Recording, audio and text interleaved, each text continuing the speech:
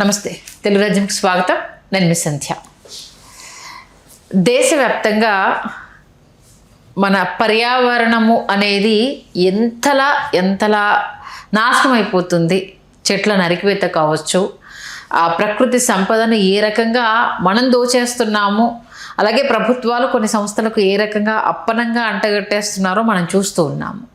ఓవైపు కేంద్రము పర్యావరణాన్ని కాపాడాలి అనేసి అంటూ చెప్తూ ఉంటే, మిగతా రాష్ట్రాల్లో తమ పార్టీ కేంద్రంలో అంటే బీజేపీ పార్టీ కొన్ని రాష్ట్రాల్లో ఉన్న విషయం తెలిసిందే కదా, వాళ్ళు అదానీలకు అంబానీలకు ఏ రకంగా అడవులను అప్పచెప్తున్నారు అన్న విషయము, అది ఎంత పెద్దగా వాయిస్ వినిపిస్తున్నా వాళ్ళ పంథా వాళ్ళు కొనసాగిస్తూనే ఉన్నారు. మహారాష్ట్రలో 45,000 పైచిలుకు విస్తీర్ణ అడవుల్ని అదానికి ఏదో ఫ్యాక్టరీకి ఏదో డెవలప్మెంట్కి సంబంధించి అప్పచెప్తున్నారన్న వార్త ఇప్పుడు దావానంలా గుప్పమంటోంది. మరి పర్యావరణాన్ని కాపాడాలని హితవు పలుకుతూ మరి మీ వాళ్ళకి ఇచ్చేటప్పుడు ఈ రూల్స్ పనికి రావా అన్న క్వశ్చన్ రేజ్ అవుతుంది. ఏం జరుగుతుంది తెలుసుకునే ప్రయత్నం చేద్దాం. సామాజిక ఉద్యమకారులు చలసాని శ్రీనివాస్ గారు మనతో ఉన్నారు. ఆయన మాటల్లో మరింత సమాచారం. శ్రీనివాస్ గారు నమస్తే అండి. నమస్కారం. ఇప్పటికే ఎల్నినో ప్రభావం మనం చూస్తూనే ఉన్నాం. ఎంత ఆలస్యంగా మనకు వర్షాలు పడ్డాయి అనేది, చెట్లు పెంచకపోతే రాబోయే తరానికి భవిష్యత్తు లేదు అనేది పదే పదే మీలాంటి వాళ్ళు కూడా ఎన్నో సందర్భాల్లో చెప్తూ ఉన్నారు. బట్ అదానీ అంబానీ గారికి వచ్చేసరికి ఈ రూల్స్ అప్లికబుల్ కావా అన్న ఒక క్వశ్చన్ రేజ్ అవడము. మీకు ఎంత ధైర్యం అండి? ఈ దేశాన్ని శాసిస్తున్న మనిషిని ప్రశ్నించడానికి మీకు ఎంత ధైర్యం? ప్రశ్నించట్లేదు కాబట్టి పేటర్ అయిపోతున్నారు సార్. మీరు మోడీ గారిని ప్రశ్నించవచ్చు, లేదా ఇంకొకరిని ప్రశ్నించవచ్చు, లేదా యోగి ఆదిత్యనాథ్ని ప్రశ్నించవచ్చు, లేదా రేవంత్ రెడ్డి గారిని, లేదా చంద్రబాబు గారిని ఎవరినైనా ప్రశ్నించవచ్చు. కానీ ఫైనాన్షియల్ మీరు ప్రశ్నించిన వాళ్ళు దేశాన్ని శాసిస్తున్న వాళ్ళని ప్రశ్నించడానికి మీకు చాలా గుండె ధైర్యం కావాలి. ఈ దేశాన్ని పరోక్షంగా శాసిస్తున్నారు ప్రశ్న. ఇది ప్రశ్న చాలామందిది, నా ప్రశ్న కాదు. ఈ దేశాన్ని శాసించేది మోడీ గారు, అమిత్ షా గారు డెఫినెట్గా కాదు. వెనకమాల ఉన్న క్రోనిక్ క్యాపిటలిస్టులు వాళ్ళ కోసం అని వస్తూ ఉంది. ఒక పర్యావరణానికి సుందరంగా ఉండే వెస్ట్రన్ ఘాట్స్ ప్రాంతంలో, తీర ప్రాంతంలో ఒక ఆదానికి అప్పచెప్పింది అనే వార్త వస్తుంటే ఇండియన్ ఎక్స్ప్రెస్లో వచ్చిందండి. If it is so very alarming. లక్షల చెట్లని తన మైనింగ్ కోసం ఛత్తీస్గఢ్లో కొట్టేస్తున్నాడని వాళ్ళందరూ వచ్చి రోడ్ల మీదకి వచ్చి ఆదివాసీలు నిలబడితే ఇవాళ పరిస్థితి బాగాలేదు. వాళ్ళు దేశద్రోహం మొదలేస్తారు. ఓఫా చట్టమో లేదా ఉప్మా చట్టం చాలా ఉన్నాయి కదా వాళ్ళ దగ్గర, అన్నీ పెడతారు. కిక్కురు మనకుండా లేదా పైనుంచి బాంబులు వేసే పరిస్థితి కూడా వచ్చేద్దామని తెలియదు నాకు. చూసాం చాలా చోట్ల ఏం జరిగింది. వాళ్ళు క్లియర్ అయిపోతే గన్లు క్లియర్. అసలు అదానీ గారికి ఒక్క ఐరన్ ఫ్యాక్టరీ ఇంకా లేదు. ఓకే, ఆ ఐరన్ గన్లు 15 కోల్ గన్లు, ఐరన్ గన్లు ఒరిస్సాలో ఉన్నాయి. ఎందుకని విశాఖపట్నం స్టీల్ ప్లాంట్కి ఎందుకు గనులు ఇవ్వట్లేదంటే మరి ఈయన కొనడానికి అప్పెట్టారు తెలియదు నాకు. ఇది ప్రశ్న. ఈ దేశంలో ఇవాళ నడిచేది 15 పోర్ట్లు. ఎయిర్పోర్ట్ల సంగతి అటు ఉంచండి. బలవంతం లాక్కున్న తెలుగు బిడ్డల నుంచి జీవికి రెడ్డి గారి దగ్గర లాక్కున్నాయి, లేదా మిగతా వాళ్ళ దగ్గర లాక్కున్నాయి. లాక్కున్నాయి 15 పోర్ట్లు మొత్తం ఆయన చేతులు. ఈ దేశంలో మెజారిటీ పోర్టుల ద్వారా ట్రాన్స్పోర్ట్ ప్రభుత్వం కాదు, వాళ్ళు ఆయన చేతిలో ఉంది. కాదన్న వాడు పోర్టు లాక్కుంటామే, లేకపోతే షెడ్కి వెళ్ళిపోవటమే. ఏంటి పరిస్థితి ఏంటండి వాళ్ళు? అంబానీలు మీరు అన్నారు, అంబానీలు ఎప్పుడు ఒక ఇతరుల మీద పీక మీద కత్తి పెట్టి ఆ కంపెనీలని బలవంతం టేక్ ఓవర్ చేసిన సందర్భాలు వాళ్ళు 100-500 కంపెనీలు కొనుంటారు. ఇది ఒకరి దగ్గర ఒక చిన్న మాట వచ్చింది తప్పితే ఎప్పుడు రాలా. అంబానీ, ధీరుభాయ్ బెన్ని అంబానీ గారికి I'm not supporting, but one thing is clear అండి. ఆయన సామాన్యుల సంపదన మైనస్ పాయింట్స్ ఉన్నాయి. ఏంటంటే ప్రభుత్వంలో ఉన్న లోపాలను అడ్డం పెట్టుకుని ఆయన దాన్ని వాడుకుని పైకి వచ్చాడు తప్పితే పీక మీద కత్తిపెట్టు బెదిరించు అడ్డంగా దేశం ఇప్పుడు ప్రభుత్వాన్ని వాడుకున్నాడు ఆయన. ఏది పెట్రోలియం దీన్ని అన్ని డెఫినెట్గా నో సెకండ్ అంటాడు. జయపాల్ రెడ్డి గారు లాంటి ఒక నా తెలుగు బిడ్డ నాతోనే మాట్లాడారు. I need to change. వాళ్ళు బెదర్ కూడా ఉన్నారు. అందులో నేను ఆఫీస్ స్టాఫ్ని మార్చుతా అనుకుంటే ఆఫీస్ బాయ్ని కూడా మార్చవస్తే ఆఫీస్ బాయ్ కూడా అందరూ ఆ గుజరాతీ పెద్దల మనుషులేని ఆఖరికి మార్చాడు ఆయన. ఆఫీస్ బాయ్ని కూడా మార్చుకున్న టైంకి గుజరాతీ పెద్దలు కొనసాగి చేసినట్టున్నారు. ఈయనే మార్చేశారు మంత్రి నుంచి. అయినా వీళ్ళు ఊరుకోలేదు. వెంటనే ఒక నిజాయితీ పట్టుగా పేరున్న మన్మోహన్ సింగ్ గారు చెప్తే బిలియన్ల కొద్దీ, వేల కోట్ల కొద్దీ పెనాల్టీ ప్రభుత్వం వేసింది రిలయన్స్ కంపెనీ మీద, మా కృష్ణా గోదావరి గ్యాస్ మీద. సరే, డిఫరెంట్ సబ్జెక్ట్. ఇప్పుడు ఈయన మీద మాట్లాడే ధైర్యం ఎవరుందండి? అమెరికా ఈయన కోసమే మొత్తం దేశాన్ని తాకట్టు పెట్టారని ఆరోపణలు వస్తున్నాయి కదా. ఈయన మీద అక్కడ కేసులు ఉన్నాయి కదా. అమెరికాలో ఆంధ్రప్రదేశ్ లంచాల కేసు నడుస్తూ ఉంటే ఆయన మీద కేసులు విత్డ్రా చేసుకుంటే కనుక ఈ దేశం 40 లక్షల కోట్లు దిగుమతి చేసుకోవాలి అక్కడి నుంచి ఫ్రీగా.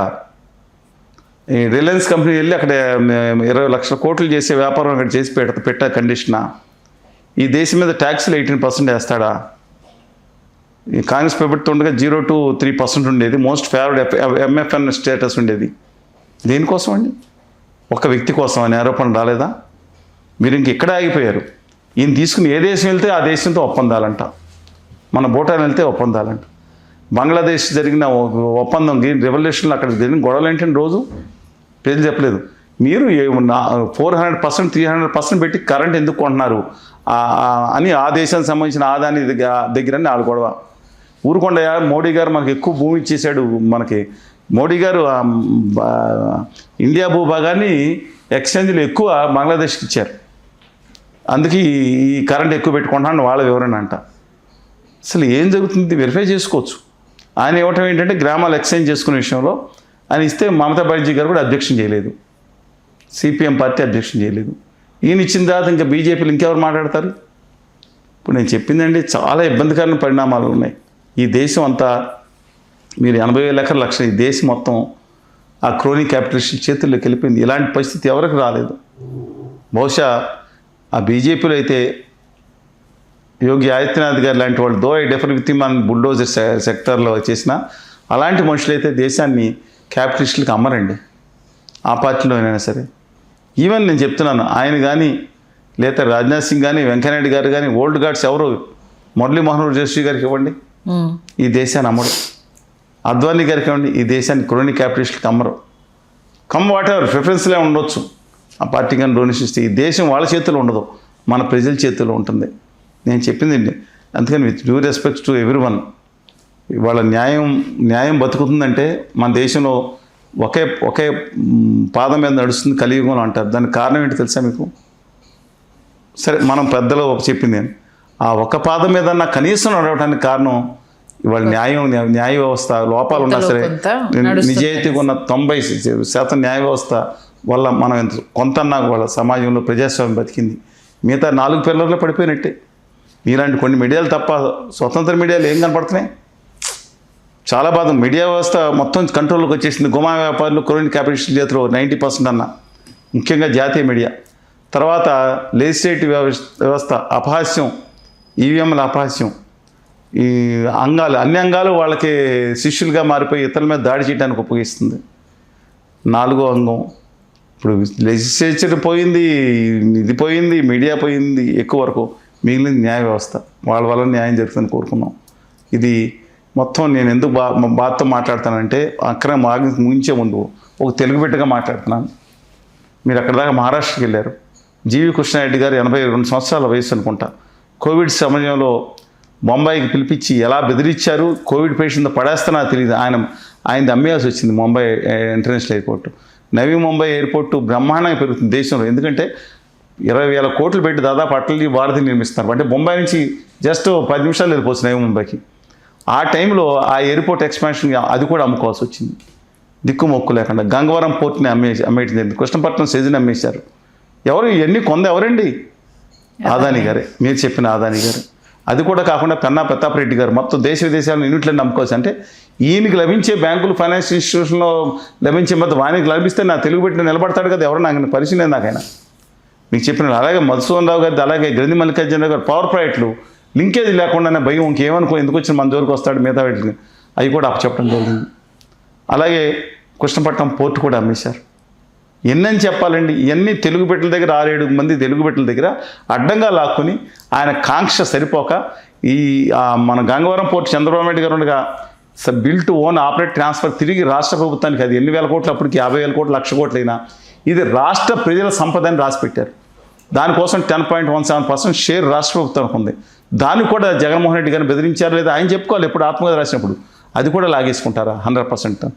ఇంత కక్షని మీ ఆఖరికి మా రాష్ట్ర ప్రజలకున్న ఆ 10.1% షేర్ని తిరిగి రాష్ట్రానికి వస్తున్న ఉద్దేశంతో ఆ రోజు ఉమ్మడి రాష్ట్రం అండి కమ్ వాటర్ దాన్ని కూడా ఇంకా మనం ఏం చేయాలి, ఎవరితో చెప్పుకోవాలి, మాట్లాడితే దాష్టికాలు మాట్లాడిన అవతరాలు మాట్లాడడానికి జైల్లో వేయించడం తెలుసా మీకు? ఈయన మీద ఎగ్నెస్ట్గా మాట్లాడిన సోషల్ మీడియాలో వాళ్ళని పెట్టి జైల్లో పెట్టించారు కేరళలో. సమ్ వాటర్ తప్పు చేస్తే డిఫరెంట్ ఇష్యూ, కానీ వివరణ ఇచ్చే అవకాశం ఇవ్వాలి కదా. వీళ్ళు అడిగినప్పుడు ఎస్ తప్పు అన్నప్పుడు ఆయన వివరణ ఇస్తే సార్ వివరణ కూడా అవకాశం లేదా? అబ్సల్యూట్లీ రాంగ్ అండి. ఈ దేశం ఆయన చేతిలో ఉందని అనేక ఆరోపణలు చెప్తున్నాయి అన్నీ. అందువల్ల let us wait and see. మీరు దయచేసి మన ఆత్మగౌరవంతో బతుకుదాం. ఆంధ్రప్రదేశ్లో అదానీ గారు ఫ్యాక్టరీ పెట్టుకున్నాడు, మొత్తం పంపుడు స్టోరేజ్ తీసేసుకున్నాడు, తెలంగాణలో కూడా నీటి వనరులని తీసేసుకున్నాడు. ఎవడి కోసం ఎవడబ్బా సొత్తు ఇది. ఇవాళ నీళ్ళన్నీ కూడా వాళ్ళ ఎవరి సొత్తు? వాళ్ళు ఇక్కడ ఫ్యాక్టరీ పెట్టాడు, 1,00,000 కోట్లు పెట్టి రాష్ట్ర ప్రభుత్వాలు 20,000 30,000 కోట్లు ప్రజలు పన్నులు కట్టిన కట్టిన పన్నుల్లోంచి వారికి ఇవ్వాలా గౌరవనీయులు వారికి. ఎక్కడికి వెళ్ళిపోతాం? దానికి బంద్ చేయాలా ఆయన వచ్చి పెట్టాడని? ఇక్కడ తెలుగు పెట్టలే, ఇక్కడ ఇన్వెస్ట్ పెట్టి గుజరాత్లో పెట్టుకోలేరా? ఆంధ్రప్రదేశ్ ప్రత్యేక హోదా వస్తే 15 లక్షల మంది పెట్టుకునేవారు. పోరాడే దమ్ములు బానిసలు చేసి ఆడిస్తున్నారు ఆంధ్రప్రదేశ్లోను తెలంగాణలోను దేశానంతా పాలకుల్ని. ఈ పరిస్థితి ఎప్పుడు రాలేదండి దేశంలో. ముద్రా కుంభకోణం దాంట్లో 5 లక్షలు 10 లక్షలు పెట్టారంటే ఏది ఎల్ఐసి ఫైనల్గా ఒక ఇదేనండి ఎల్ఐసి పెట్టి ఎవరి దాంట్లో డిపాజిట్ చేసిందంటే 50 లక్షలు చేస్తే దాని మీద వెంటనే ఫైనాన్స్ సెక్రటరీ రాజీనామా చేశారు, దేశ్ముఖ్ రాజీనామా చేశారు. టీటీ కృష్ణమాచారి ఎవరో ఆర్థిక శాఖ మంత్రి ఆయన రాజీనామా చేసిన పరిస్థితి వచ్చింది. ఇవాళ 50,000 కోట్లు పోనీ 80,000 కోట్లు 70,000 కోట్లు ఎంతో కొంత తీసుకెళ్ళి ఆ డామని ఆ పంపు మీద ఆరోపణలు వచ్చి అదానీ కంపెనీ పడిపోయి నేలకు పతనం అవుతుంటే దాన్ని నిలబెడతానికో దేనికో తీసుకెళ్ళి ఎల్ఐసి లాంటి లక్షల కోట్ల ఉన్న సంస్థను తిరుగుకు పెట్టుబడులు దాంట్లో పెట్టించారే, ఎందుకు పెట్టించారని ఆరోపణ చేస్తే ఎందుకంటే ముద్రా కూడా ఆ రోజుల్లో 50 లక్షలకి ఆరోపణ చేసింది ఎవరు తెలుసా? నెహ్రూ గారు అల్లుడు ఫిరోజ్ గాంధీయే కాను కదేనా. రతన్ టాటా గారు లాంటి ఎలాంటాడో మన దేశంలో వారసత్వంగా వచ్చిన పార్సీలు వాళ్ళ బిడ్డ ఆయన పట్టుకుని ముస్లిం అని ఇంకో ఆయన పేరే గాంధీ డిహెచ్ఏ పెట్టుకున్నాడు. ఏది 100 సంవత్సరాల నుంచి వచ్చిన వారసత్వం ఉంది, ఓన్లీ గాంధీ అలా డిహెచ్ఏ యాడ్ చేశాడు అంతే తప్ప. అన్ఫార్చునేట్లీ చెప్తున్నారండి ఇవాళ మాత్రం అన్ని వేలు ఇచ్చిన మాట్లాడే వాళ్ళు దేశద్రోహులు అయిపోతున్నారు, మాట్లాడితే హిందూ మతద్రోహులు ఎందుకు అవుతారు? అబ్సల్యూట్గా ఒక బీజేపీ పార్టీకి హిందూ మతం మీద కానీ దేశభక్తి మీద కాపీరైట్ లేదండి. ఉత్తర భారతీయ జనతా పార్టీకి. బీజేపీ వాజ్పేయి గారి పార్టీ, మదన్ మోహన్ పార్టీ, బలరాజ్ మాధవ్ గారి పెట్టి పార్టీ అంటే వేరేదండి అది నేను దీన్ని అంటాను సార్. ఉత్తర భారతీయ కొలోనీ క్యాపిటలిస్ట్ చేతుల్లో ఉన్న పార్టీ గురించి మాట్లాడుతున్నా. I'm not going to comment on Vajpayee గారు, సికిందర్ భక్త్ గారు, జానా కృష్ణమూర్తి గారు, పండిత మురళీ మనోహర్ జోషి గారు ఎంత గొప్పవాళ్ళండి ఆయన.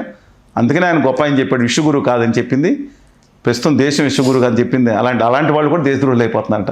మారమని చెప్తా ఉన్నాను. దేశాన్ని రక్షించుకుందాం. మన వరకు మనం తెలుగు వాళ్ళు పారిశ్రామిక మనం వెళ్దాం. వాళ్ళ బారి నుంచి మన రాష్ట్రాలని మన దేశాన్ని రక్షించుకుందాం. హలో, తెలుగు రాజ్యం ఛానల్ చూస్తున్నారా?